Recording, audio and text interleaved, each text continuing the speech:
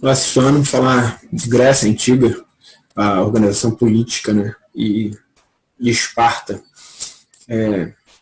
características sociais e políticas. No caso, Esparta se desenvolveu na planície Lacônia, no sul da Grécia, e foi fundada pelos Dórios. Fica numa região mais isolada, então, nessa região a economia fundamental era agrícola, principalmente por causa da localização. A sociedade espartana era estamental, e os estamentos eram divididos em espartanos ou esparciatas, que eram descendentes dos dórios, por isso era uma sociedade mais privilegiada. Detinham praticamente todas as propriedades de terra, portanto, os espartanos tinham muito mais decisões políticas, muito mais poder do que o resto da sociedade. Depois dos espartanos estavam os periecos, esses eram homens livres, uma camada pobre chamada de homens da periferia. Homens que não tinham direitos, nem mesmo cidadania. Cidadania, geralmente, para os espartanos, era algo ligado aos soldados, no caso dos espartanos, também chamados de hoplitas, que a denominação era de soldado-cidadão. Então, em Esparta, para ser cidadão, era necessário que você fosse um soldado.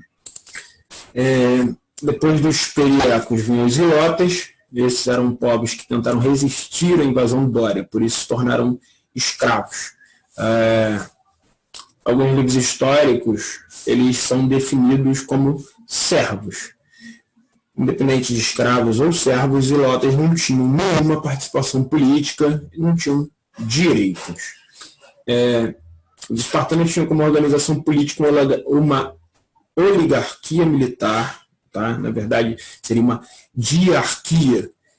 São dois reis, um militar e um rei religioso. Esses dois reis eram mais simbólicos, tá? O rei militar ainda tinha uma certa participação em guerras, tinha uma certa importância, mas o poder desses dois reis ele era limitado pelo euforato. O euforato ele era formado por 5 espartanos e esses formavam um poder executivo e um poder judiciário. Eles tinham o poder do veto em cima das ações dos reis e, na verdade, o poder deles era até maior do que o próprio poder real. E depois do euforato, havia a gerúsia, que era formada por 28 anciões, tá? Os mais idosos e os mais experientes de Esparta. Eles eram chamados de gerontes e eram quem desenvolvia o poder legislativo. As leis de Esparta eram realizadas pelos gerontes, tá? E depois dos gerontes nós temos a ápela, que era uma assembleia que era consultiva. Ele dava opinião, ele aprovava ou não, né, as decisões tomadas pelos éforos.